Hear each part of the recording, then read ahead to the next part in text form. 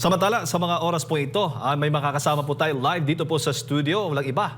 Suki na po natin ito si Attorney Raul Ambino, isa pong veteranong abogado at isang opisyal po ng PDP Laban. Attorney, good morning at welcome po dito sa Pulso ng Bayan ng SMNI News. Magandang umaga, Jake at Edmar, at magandang oras sa lahat ng ating mga kababayan na nanonood at nakikinig ngayon sa inyong programa. Opo, Attorney, at napaka-interesting pong ating pag-uusapan ngayon. Lalo't nga ngayon nga ay nasa BICAM na itong ang budget, proposed national budget natin para sa susunod na taon. Ano naman po yung inyong assessment so far dito nga po sa ginagawang BICAM tungkol dito sa budget natin for next year? Kahapon ay pinahayag ko yung simple lang na process of lawmaking o yung pagpasa ng isang batas, kung yan man ay isang revenue measure or isang expenditure measure katulad ng appropriations o kahit na anong ordinaryong batas, local man yan o may national application. Meron kasing provision ng ating saligang batas na may first reading, second reading, third reading doon sa House of Representatives at saka doon sa Senate. So kung ang panukalang batas ay appropriation or revenue or local, kailangan mag-originate yan sa House of Representatives.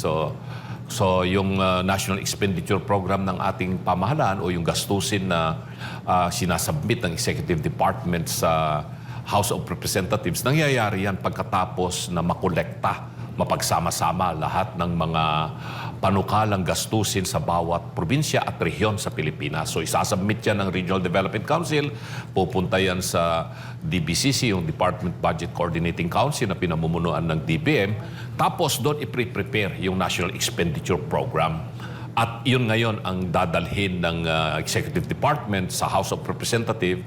At ang House of Representatives naman ay magpapanukala ng House Bill, etc. For the 2026 budget. So, magkakaroon ng first reading yan. Ilalagay ng Committee on Rules sa plenary session. Yung first reading, babasahin yung titulo, tapos i-assign na sa Committee on Appropriations.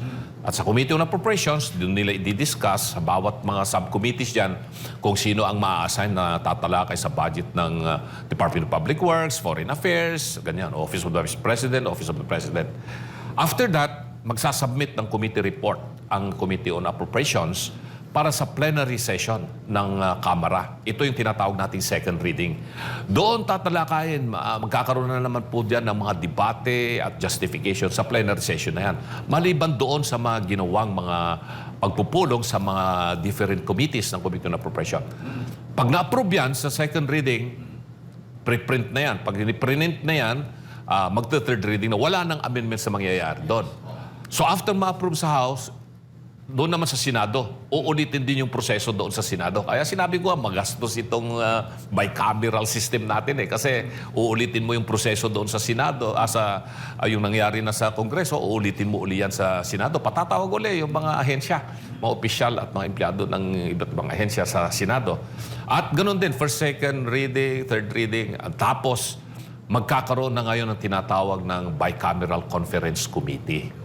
Yung gagawin ng BICAM, reconciliation yon ng dalawang version. Ibig sabihin, kung ano yung mga panukala ng napaloob doon sa galing sa House of Representatives at kung ano yung nandoon sa Senate version, pagsasamahin yon. Magmi-meeting nga yung dalawang kapunuan, representative ng Senado, siguro mga 10 senador yan, at representative ng Kongreso, House of Representatives, 30 mga congressmen yan. Sila yung mag-meeting sa Bicameral Conference Committee. Kaya sa aming pag-aaral sa constitutional law, minsan sinasabi namin, ito yung third house of Congress. House of Representatives, House of the Senate, tapos ito Bicameral Conference Committee. So dapat sana, kung hindi natalakay doon sa House version ang isang provision ng batas at wala rin doon sa Senate version yung provision na yon, ay hindi mo na dapat idagdag pa sa BICAM. Kasi pag idinagdag mo yan sa BICAM, hindi naman tinalakay na yan sa House, hindi naman na tinalakay yan sa Senate. Tapos doon sa BICAM, isisingit mo. Yung tinatawag nila maliwanag insertion yan. Hindi mo na pwedeng tawaging amendment yan kasi nga yung amendment dapat tinatalakay doon sa second reading kasi doon nagkakaroon ng pagdidebate sa plenary session. So yung National Expenditure Program, maaaring gagawin yan ng House at saka sa Senate, ay talaga pong pwede po nilang bawasan. Kasi hindi naman pwede nilang dagdagan kung ano yung panukala ng Executive Department. Pero pwede nilang bawasan ang mga proposed budget for every agencies of government. Ang nangyayari kasi, ngayon dito sa naging practice, dagdag, insertion. Tapos sasabihin nila, pwede namang gawin yun Kasi yung magiging bicameral conference committee, ibabalik din yan sa House at pagbubutuhan pa rin, i-approve nila yung BICAM report. At babalik din yan sa Senate. Pero ang maliwanag dito, pag ganun ang sistema na pinaiiral at yun ang kanilang ginagawa sa lahat ng mga batas na pinapasa ng Kongreso, ay mawawalang silbi na yung requirement ng second reading na magkaroon ng malawakang pagdidebate. Kasi doon sa plenary session ng Congress, andoon yung tinatawag natin pinaka-importante, yung hindi lamang yung journal of the House or the Senate, but the record of the proceedings.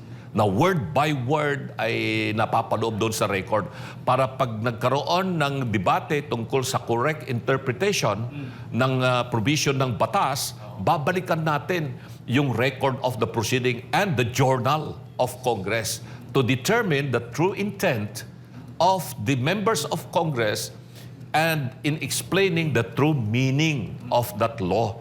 Pag wala ng plenary session at ang gagawin na lamang, i-approve na lamang kung ano na pagkayarian sa BICAM, di insertion yun pag may mga maliwanag po yun. At iyon po yung tinutuligsan natin. Opo. Attorney, kung sa nakikita nating proseso pala nitong budget, napakatagal at talagang binubusisi. Tapos nasabi mo, na pagdating sa BICAM, parang nauulit. Ikaw ba, naiisip mo ba, may possibility bang wag na lang, aalisin na lang itong sa hearing ng Kamara at ng Senado at sa BICAM na lang lahat para iwas gastos tayo? Yan ang sinasabi ko kung ganun din lang ang ating sistema na magpupulong lang sa BICAM yung piling-piling mga senador na representative ng the Senate at saka piling-piling mga congressmen sa House. At wag na lang natin sundin yung provision ng Constitution o kaya baguhin na natin yung Constitution at gawin na lang natin na yun na lang BICAM ang Kongreso. O kaya nga ang ating panukala, consistent tayo dyan, na baguhin natin itong sistema ng ating gobyerno from a bicameral presidential system to a unicameral parliamentary system and under a structure of federalism. Para magkaroon ng mas transparency and accountability, madidetermine kaagad natin kung sino ang may kasalanan. Kasi katulad ng nangyayari ngayon, masyadong maanumalya at masyadong iskandalo itong nangyaring corruption sa flood control. Sa ibang bansa, magkaroon lamang po ng ganitong klaseng mga issue. Dissolve kaagad ang kanilang legislative body at magkakaroon ng panibagong eleksyon ang mga members of the legislature. Dito hindi natin ma-dissolve yung Kongreso ng Pilipinas kahit na samot-sari ng iskandalo ang pinasukan ng mga mambabatas. Opo. Kamakailan, attorney, itong ang pagkansela ng Senado doon sa ikatlong BICAM nila. Kahit pa itong panig, may panig po ng Kongreso na nais po na nang ituloy. Ano naman po yung masasabi po ninyo doon? Ang binabanggit kasi nila ay binawasan nga yung budget ng DPWH, more particularly sa mga flood control at flood mitigation projects na yan.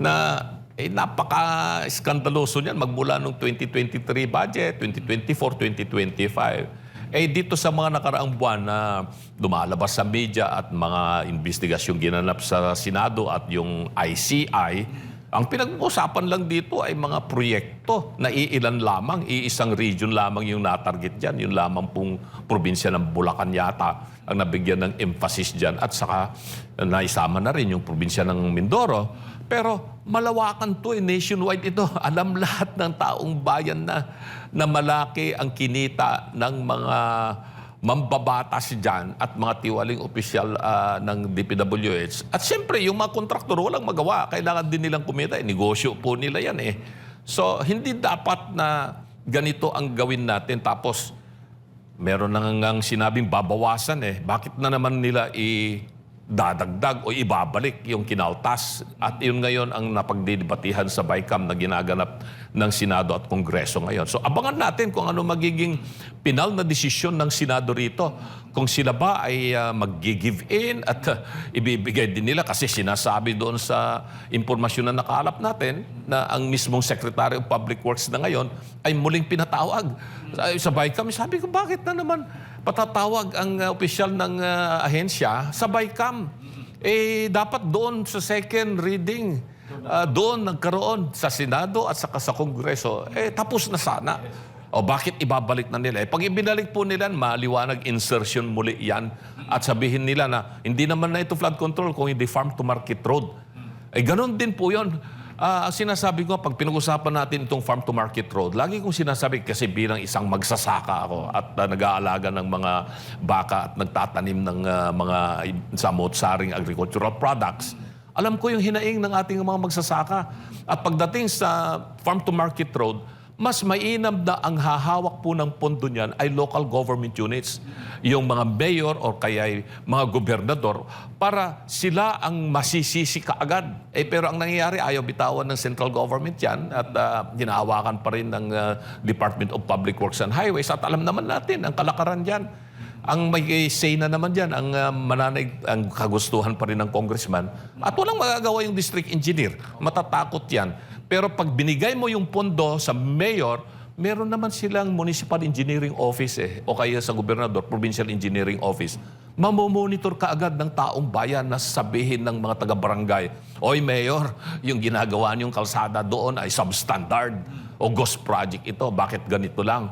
So, mabubusisi natin at pwede nating masampahan kaagad ng kaso ang tiwaling local government official ng mayor o kay gobernador. Opo. Malinaw po yan, attorney, na pagdating sa BICAM ay bawal nang magdagdag, pwedeng magbawas at pwede rin bang magpalit ng inalis na pondo doon sa during the House and the Senate budget hearing, attorney, ng isang ahensya? Well, yun kasi ang kanilang ginagawa at nakaugalian na yan. Ang kanila kasing justification yan, yung Bicameral Conference Committee report ay ibabalik din sa House at saka ibabalik din sa Senate. At pag inapprove yan, so ng plenary session ng House at plenary session ng Senate, tapos ay magkakaroon na ng pirmahan ng Speaker at saka Secretary General ng House at saka Senate President at saka Secretary of the Senate, yun na yung tinatawag nilang enrolled bill. Yung tinatawag na enrolled bill. At yun ang ipapadala ngayon sa presidente para pirman, para maging batas. Eh, sabi nila, inapprove naman eventually yung BICAM na yan. That is still a valid congressional act. Pero sinasabi namin na hindi dapat ganun lang. Okay, magkaroon ng BICAM report. Pero dapat reconciliation lang yung gagawin of conflicting provisions of the House version and the Senate version. Ang nangyayari, hindi eh. Kahit hindi ron napapaloob doon sa inapprove on third reading ng House or hindi napaloob doon sa third reading ng Senate, pagdating sa bicameral conference, magbabago yung itsura ng panukalang batas. And I'm not just referring to appropriation measures or revenue measures. Even other bills that have been approved on third reading in each House, pagdating doon sa BICAM, nagkakaroon ng insertion ng mga panibagong provision. Opo. Ngayon na live stream na at marami nang makakakita at malalaman talaga yung anong ginagawa dyan sa BICAM. Attorney, sa tingin mo, sapat na ba yung transparency dito sa pagbusisi o pagdidinig ng BICAM sa budget po natin? Well, sana nga ay ipalabas yung ano ba talaga yung inapprove on third reading sa House? Ano ba yung inapprove sa third reading sa Senate? Para makita yung version ng dalawang kapulungan at doon lamang magkakaroon ng reconciliation. Huwag nang magdagdag ng ano pa mang mga provision sa BICAM dahil hindi pinagdebatihan yan sa House o pinagdebatihan sa Senate. Bakit ka pa magdadagdag ng provision o kaya mga appropriations na hindi naman po pinag-usapan sa House or sa Senate? Yun lamang po yan. Kaya kung totoo yung gusto nating magkaroon talaga ng transparency, hindi lamang po yung live streaming o kaya live or whatever you are going to call it. Ang kailangan ay talaga pong transparent. Ito yung House version. Ito lamang yung mga inapprove sa House. Ito yung Senate version. Ito na yung inapprove. Ano ang diferensya ng dalawang panukala? Yon ang reconciliation ng BICAM. It has to be like that. Otherwise, mawawalang saysay po yung provision ng Constitution in regard to lawmaking, the procedures or the process of making laws, first, second, third reading, plenary debates, etc. Alright. Partner Adman. Magandang umaga po, attorney. Pag nagdedepensa po yung iba't ibang mga ahensya ng gobyerno dun sa kanilang mga panukalang budget at yung mga insertions, sinasabi nila na ito importante, dapat na mapagbigyan kami. Pero bakit hindi isinama dun sa NEP? Yung mga ganun. Magandang tanong yan. Ano? Edmar, kasi doon nga sa preparation ng NEP, bago makarating sa NEP, maging NEP yan, dinidiscuss yan sa Regional Development Council. Alam na alam ko po yung proseso na yan kasi naging membro po ako ng RDC ng 4 na region ng mga nakaraang administrasyon. Ano? So, pag pinag-usapan natin ay yung infrastructure program. I-focus natin sa infrastructure. Ang chairman sa Regional Development Council dyan ay yung director ng DPWH. No? Kahit na anong mga proyekto, maging yan man ay patungkol sa farm-to-market road, flood control, etc. Dadaan yan sa Committee on Infrastructure sa RTC. At lahat po ng region ay siyempre mataas yung kanilang mga inapprove na mga budget na dudulog ngayon sa DBM. So, pagdating doon sa DBM, doon sa Budget Coordinating Council yan, i-determine din ng national government ano ba yung kayang punduhan, magkano ba ang kayang ibigay na pundo sa bawat ahensya, and then the totality of the budget, which normally, lagi tayong deficit yan. Ibig sabihin nun, pag sinoma total yung makokolektang buwis ng pamahalan sa susunod na taon, based on the projections na ginagawa po ng NEDA yan and in coordination with the Department of Finance, kukulangin yung makukolekta nating pondo na galing sa mga buwis na binayad natin o kaya doon sa mga income na kikitain ng mga government-controlled corporations. So, magkakaroon ng deficit. So, let's say ang estimated, projected amount na makukolekta around, sabi natin, 5 trillion.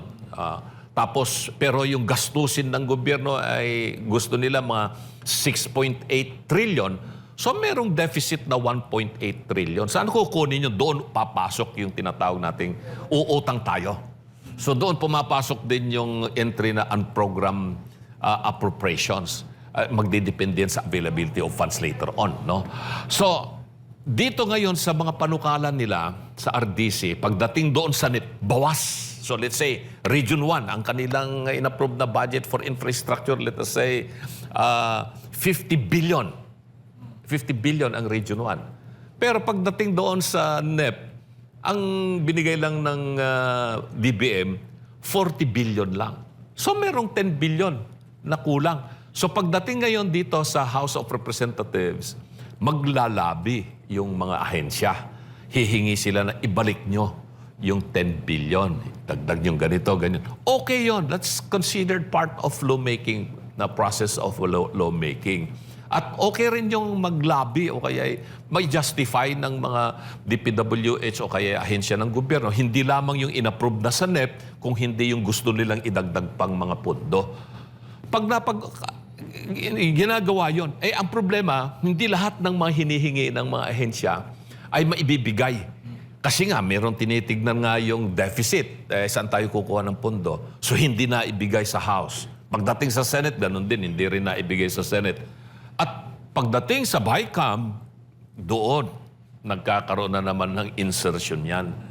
So doon sila maglalabi ngayon sa mga congressmen and senators na uupo sa BICAM. And of course, kailangan nilang may clearance dyan ang speaker at Senate President at saka yung chairman ng respective committees of appropriation and finance sa Senate.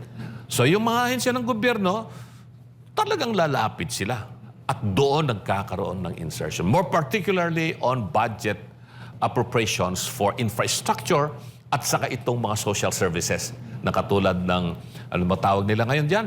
wala na yata yung AKAP. So, nandiyan pa rin yung AX, yung MAIF, Bago ngayon. MAIFIP. Oo, maifip. Pero ito, attorney, ang budget po natin, kada taon, lagi po tayong deficit. Ibig sabihin, Yes. lagi tayong kinukulang. Tama So po dapat, ang suma total nito, wala dapat tayong mga unprogrammed na mga appropriation. Kasi di po ba, ang ibig sabihin sa unprogram, kung meron tayong excess, meron tayong surplus, tsaka lang mapupunduhan. Pero ang realidad, lagi tayong deficit, kinukulang tayo sa ating mga program na mga appropriations po, attorney. Laging ganun naman, kahit na sa ibang bansa, laging may deficit na lumalabas sa kanilang mga budget. Hindi naman po masama yung magkaroon ka ng budget deficit. Ang importante lamang ay masusustain mo yan at most likely, pag nagkaroon ng mga panibagong economic activity that will drive more income for government to earn, ay baka mapunduhan yan. At tulad na sinabi ko, itong mga bagay na deficit natin yan, kasi malaking-malaki na yung utang natin sa kabuuan, umaabot na yata ng mga 18 trillion pesos yung utang natin, both foreign and domestic loans ito, mga utang natin. So, doon sa general appropriation, nandun din kasi yung amortization of loan, payment of interest, payment of principal. So, hindi yan pwedeng gasto, kailan bayaran natin yan. In effect, magbabayad tayo ng loan sa principal and interest, pero uutang din tayo. So, yung deficit na yan na nailagay sa budget ay kailangan nating umutang. Ang problema, saan tayo kukuha ng uutangin? Sa foreign ba o sa domestic? Pag foreign, mas mababa yung interest na ipapatong sa atin. Pero napaka-stricto naman ng mga requirements. Titingnan nila yung ating tinatawag na debt to GDP ratio. Ang nangyari, itinaas nila yung international threshold from 60% to more than 60%. Sabi, okay lang hanggang 70%. Well, in a way, medyo tama rin yung kanilang mga sinasabing ang punto nila na pwedeng itaas yan. Kung yung ibang bansa nga, katulad ng Amerika, katulad ng China, o katulad ng Japan, ang kanilang debt to GDP ratio umaabot ng mahigit 100%. Pero ang pagkakaiba, itong mga bansang ito na malaki yung kanilang debt to GDP ratio, manufacturing countries ito Nagproduce sila ng goods. Tayo hindi consumer economy tayo. Bumibili lamang tayo ng mga produkto galing sa ibang bansa. Hindi po tayo real manufacturing economy. Kaya iyon ang problema natin pag masyadong mataas yung debt to GDP ratio.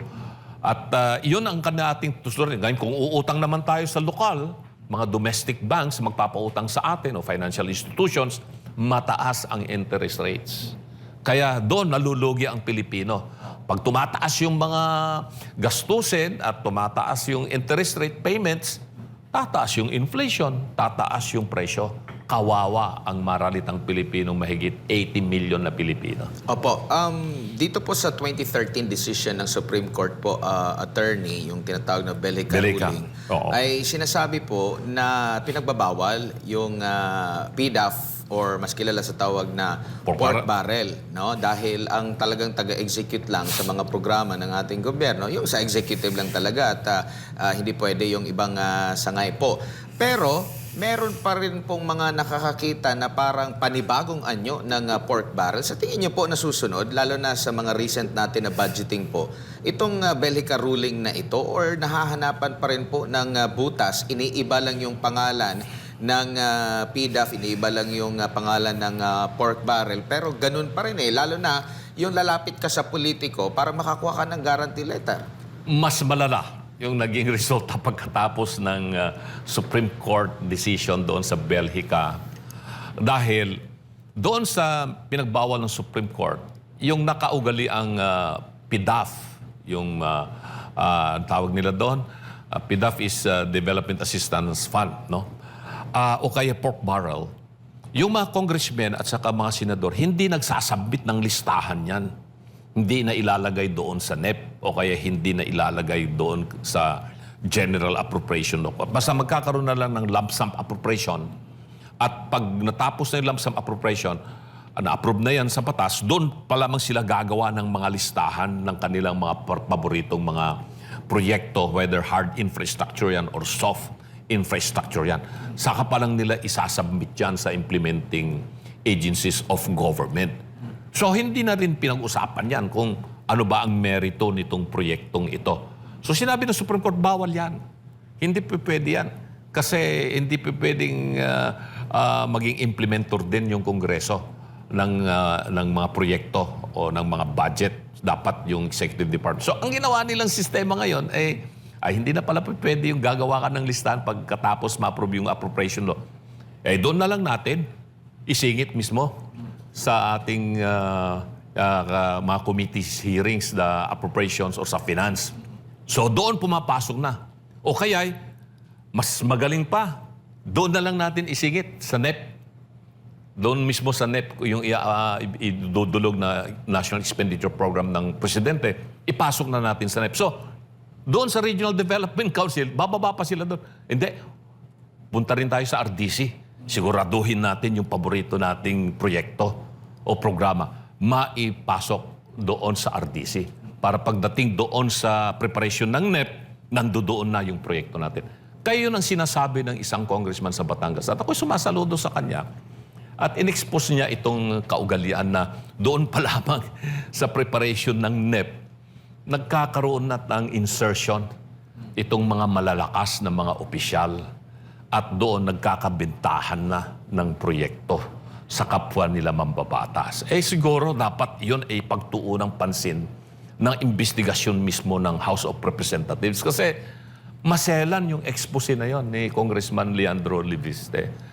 At sumasaludo tayo sa kanyang mga naging pahayag. So iyon ang masama na sistema na dulot ng after the Supreme Court decision, nag-ibang anyo, parang hunyango. Kumbaga, di ba? Nag-ibang anyo. Dati kulay berde, naging kulay pula. Parang ganon. So, tingnan natin kung paano na naman ayusin to. At, maganda naman yung naging ito. Pero kulang pa rin yung ginagawa na live streaming ng BICAM. Hindi ako satisfied na ganun lamang. At tingnan natin kung ano magiging resulta talaga. At sana ma-approve itong budget na ito bago magtapos ang taon para hindi tayo magkakaroon ng reenacted budget. Alam na natin, pag reenacted budget yan, di 2025 appropriations yung susundan. Ito nga yung pinaka-anomalya sa lahat ng mga budget. Sabi ng lahat yan, hindi lamang po tayo ang nagsasabi niyan. Mismong mga ibang mga senador at congressmen, sinasabing anomalous itong budget na ito. Opo, may iba lang po ako ng topic po, attorney. Kayo rin po ay pinuno po ng Association for Philippines and China Understanding po. Now ngayon, meron po tayong bagong Chinese ambassador to the Philippines po, attorney. Alam naman natin na meron tayong sigalot, no? With China, dyan po sa West Philippine Sea na pag-uusapan at iba pang mga problema.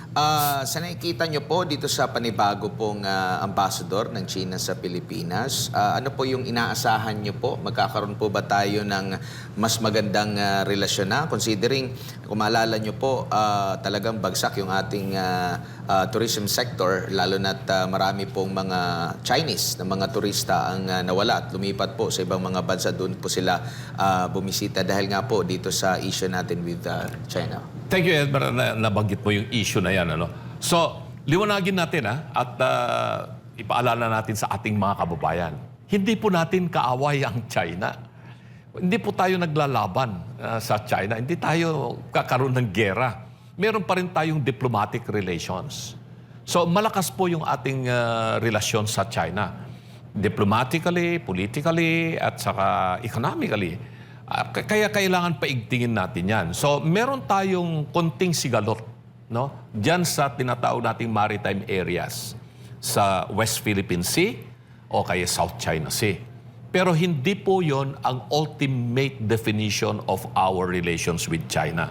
Malawak po yung relasyon natin sa China.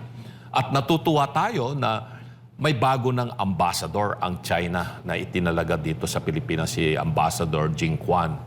At kahapon nga, nagkaroon ako ng pagkakataon na makausap siya. Nagkaroon kami ng pagpupulong at may mga pag-usapan tayo na pwedeng gawin ng China para mas lalong umigting yung ating pagkakaibigan at relasyon at kahit papaano mabawasan yung tensyon na nagaganap po dyan sa West Philippine Sea.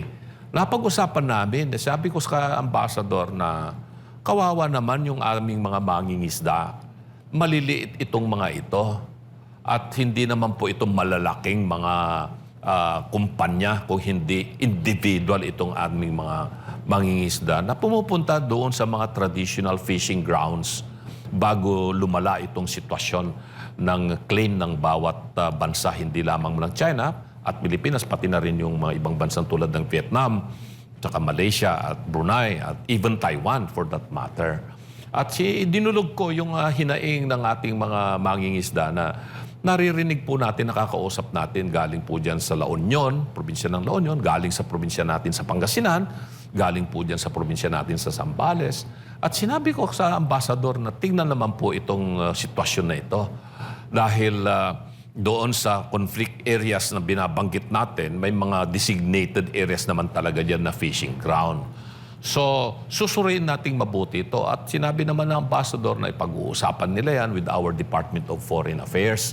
Kasi pagdating sa mga usapin na ganyan, ang dapat pong mamuno o kaya magbibigay ng mga pahayag sa bansa natin ay ang Department of Foreign Affairs. Huwag nang magbigay ng mga pahayag ang ibang ahensyang katulad ng Department of Defense or Department of Agriculture or Coast Guard for that matter. Hayaan muna natin yung Department of Foreign Affairs kasi sila yung mas nakakaintindi dyan. Under the leadership of Secretary Teresa Lazaro, and I'm very, very confident, kilala ko yung background ni Secretary Lazaro, napakahusay po niyang diplomat at hindi yan gagawa ng anumang hakbang na hindi para sa interes ng Pilipinas. So, yun ang isa sa mga napag-usapan namin. Napag-usapan din namin ang tungkol sa turismo. Sabi ko, medyo matamlay ang mga turistang Chinese na pumunta sa Pilipinas. At napapansin natin yan sa ating mga pagbabiyahe sa ibang bansa. Pag pumunta ka sa China ngayon, mas marami pang Pilipino ang nakasakay sa eroplano para maging turista sila sa China kesa sa mga turistang Chinese na pupunta sa Pilipinas. Pero pagpunta mo sa ibang bansa, at ako'y galing lamang po sa Malaysia, takainggit, grabe sa dami ng mga Chinese tourist na nakita ko sa Malacca at saka sa Kuala Lumpur at saka sa Putrajaya. Samantalang dito sa Pilipinas, hindi sila pumupunta rito. Alam niyo ang dahilan kung bakit? Maraming issues kasi. Una, hindi raw maganda yung infrastructure natin. Given na yan, naubos sa flood control yung pera para sa infrastructure. Pangalawa, at ito yung kanilang sinabi, at binanggit din ito ni Ambassador sa akin kahapon, yung issue ng issuance ng visa. Kasi sa ibang bansa, visa-free na yung Malaysia, yung Vietnam, yung Thailand.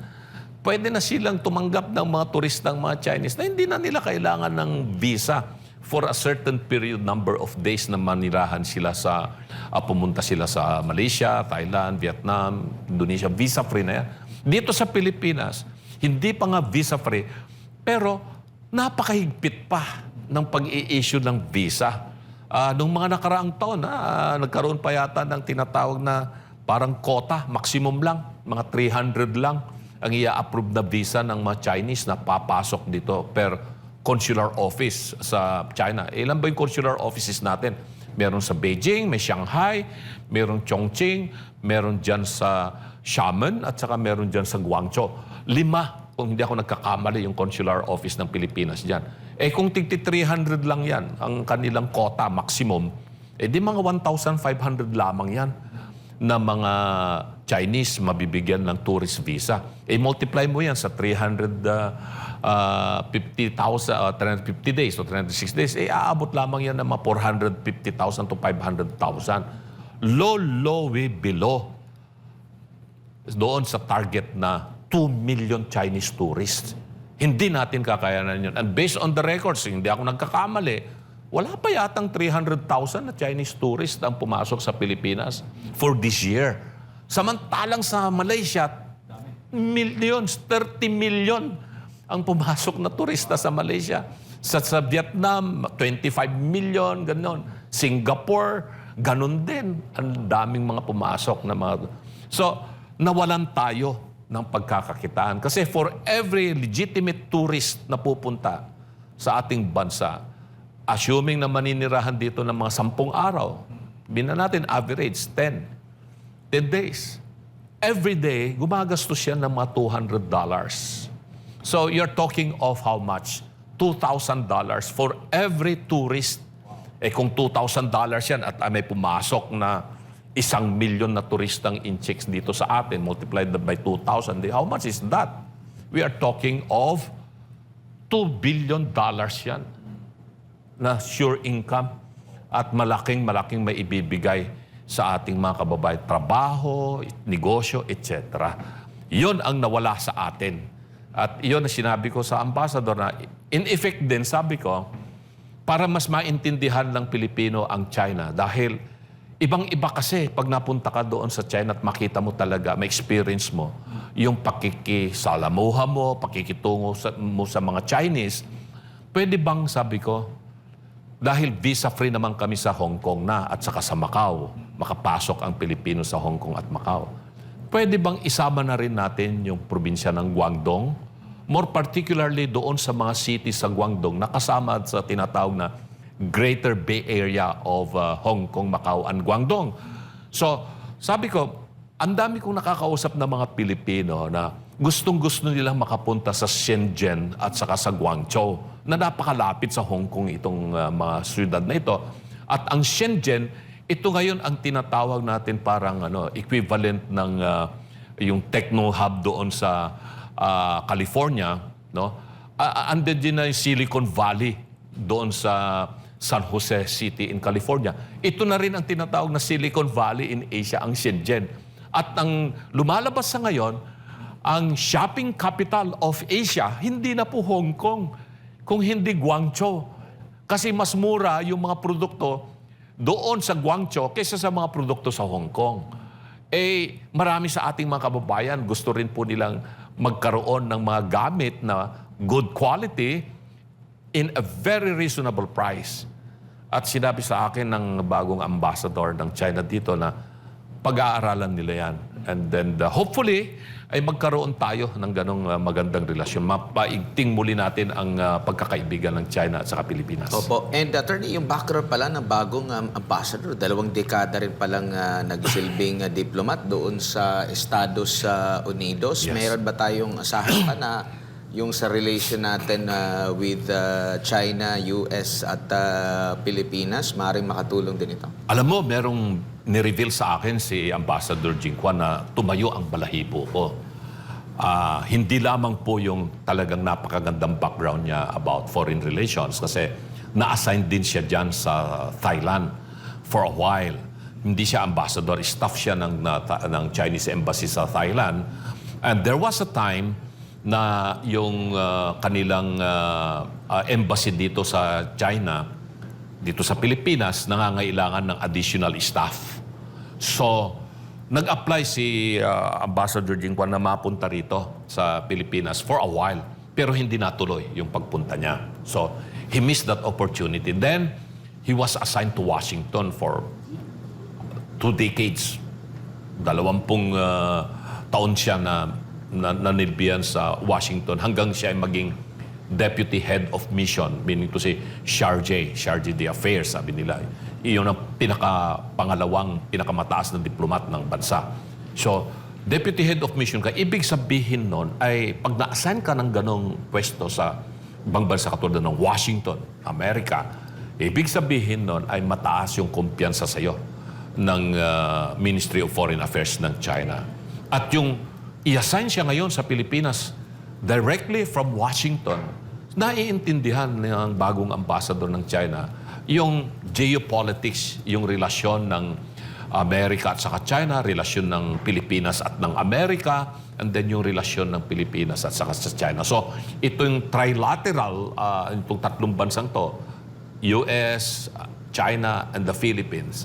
Masasabi natin na eksperto dito itong bagong ambassador ng China. At ito yung inistorya sa akin na tumindig yung balahibo ko nung nireveal niya ito. At siguro ay i-reveal ko na rin ito. Sabi niya sa akin, you know, Mr. Lambino, I learned to speak English when I was still a young boy in Xi'an, Shanxi. Kasi doon siya pinanganak sa Xi'an, Shanxi, and then eventually napunta sila sa Gansu province. And my tutor was a Filipina. So sabi niya, siya ang nagturo sa akin ng basic English. Imagine that, sabi niya. Kaya I treated her like a parent. So I understand the culture of Filipinos. Alam ko yung sensitivity ng mga Pilipino dahil itinuro sa akin ng aking tutor na Pilipina. Nako, talagang tumayo yung balahibo ko nung nireveal niya yun sa akin. At natuwa ako, lalo akong natuwa na, ay, salamat sa Diyos naman at ang pinadalang ambassador dito na iintindihan na ang Pilipinas at nagkaroon na siya ng malawakang interaction sa isang Pilipino na tinuturing niyang pinagkautangan niya ng loob dahil natuto siyang magsalita ng English dahil doon sa kanyang Filipino tutor. Yan. Partner Jade. Oh, ayan, attorney, at napakaganda po pala ng sana ay ma-recover, ma-redeem pa yung ating relasyon. Alam naman po natin na matindi yung tensyon dyan sa West Philippine Sea na pinag-aawayan. So, inaasahan mo ba, attorney, that sa ilalim ng administrasyong ito ay maibabalik po yung relasyon na yan? Well, kumpiyansado ako sa kakayahan ng ating Department of Foreign Affairs sa pamumuno ni Secretary Tess Lazaro at yung ating mga diplomat. Mga professionals naman yung mga yan. Talagang magagaling naman. Hindi ka pwedeng pumasok sa foreign service natin dahil stricto masyado ang requirements dyan. At siyempre yung character ng tao. Kung hindi ka talaga nararapat na mapunta dyan, hindi yan lang yung maipasa mo yung foreign service examination or what. Ang daming mga requirements pa na kailangan mong i-comply. Lalong-lalo na yung character. Character defines a person's way of life. Kaya ang Department of Foreign Affairs, masasabi ko na isang ahensya natin sa gobyerno na sa tingin ko ay mataas ang trust and confidence rating. Kung hindi man ito yung ahensya ng gobyerno na may pinakamataas na trust rating other than the Central Bank o Bangko Sentral ng Pilipinas. Itong dalawang ahensyang ito, sa tingin ko. At sama ko na rin yung Board of Investment ng Department of Trade. Yung tatlo na yan, Board of Investment, Bangko Sentral ng Pilipinas at ang Department of Foreign Affairs. Itong tatlong ahensyang ito ay masasabi ko na mataas ang aking trust and confidence na gagawin po nila ang tama para sa bayan at para sa mamamayang Pilipino. Panghuli na lang, attorney, yung mensahe po ninyo, Christmas message po ninyo para sa ating mga kababayang nanonood po at nakikinig sa mga oras na ito. Well, para sa ating mga kababayan sa panahon ng Kapaskuhan, alalahanin natin na ang pinakamahalaga lahat ay yung malakas na pananampalataya natin sa Panginoong Diyos at yung ating pagmamahal sa bayan at kapwa Pilipino. Importante po yon. At hindi rin po natin dapat kalimutan kahit na sa panahon na tayo ay nagsasaya, nagdidiwang ng Pasko. Itong kahirapan na pinagdadaanan ng maraming Pilipino, dulot ng mga samot-saring mga anomalya, korupsyon, at kung ano pa na kakulangan ng ating pamahalaan. Pero importante po sa atin yung pagkakaisa ng bawat pamilyang Pilipino. Huwag nating din kalimutan na ang ating bansa ay talagang mahirap kumpara sa ibang mga bansa. Kaya magtulungan po tayo at sa ating mga overseas Filipino workers at lahat ng pamilyang Pilipino, binabati ko po kayo ng isang maligayang Pasko.